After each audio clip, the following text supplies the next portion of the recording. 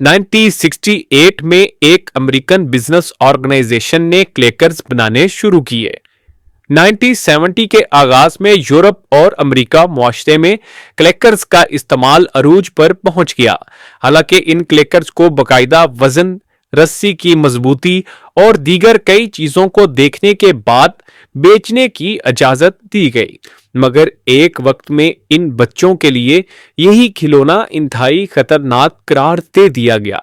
इन छोटे छोटे रस्सी से बांधे गए बॉल्स को ब्लैक आइस, नोज ब्रीडर, नोकर्स और यहां तक कि इन क्लैकर्स का नाम ब्रोकन बोन्स तक भी कहा जाने लगा, क्योंकि इन क्लैकर्स की वजह से बच्चों को बहुत सी चोटें आ रही थी।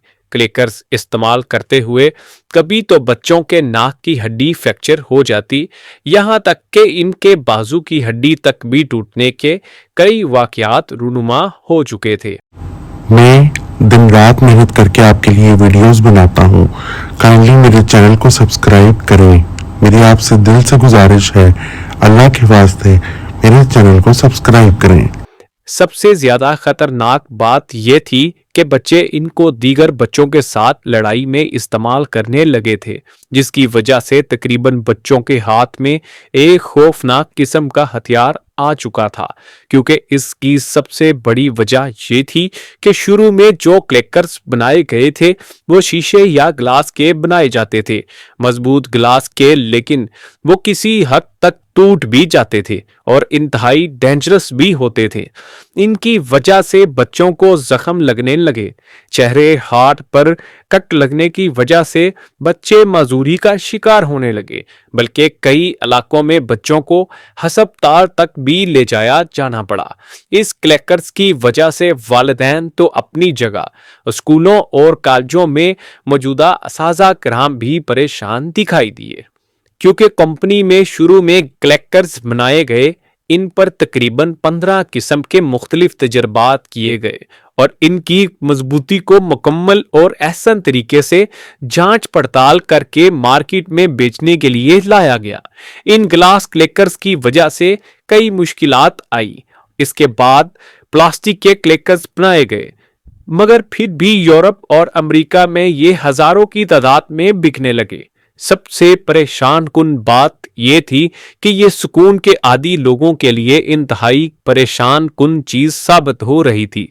1971 में क्लैकर्स की वजह से 4 खौफनाक हादसात रिकॉर्ड हुए, जिसके नतीजे में अमेरिकन अदारे FDA ने नेशनल वाइड वार्निंग जारी की। इसके बाद क्लैकर्स का इस्तेमाल रोकने के लिए टीचर्स, वालिदैन, पुलिस एहलकार, यहाँ तक के खुफिया एहलकार भी गलियों में इनकी आवाज़ सुनते और मतलूबा बच्चे या बड़े तक पहुंचने लगे और इनके खिलाफ कार्रवाई अमल में लाई गई। और इसके बाद इन क्लैकर्स को अमेरिका ने मुख्तलिफ यूरोपीय ममालिक में मुकम्मल तौर पर बैन कर दिया।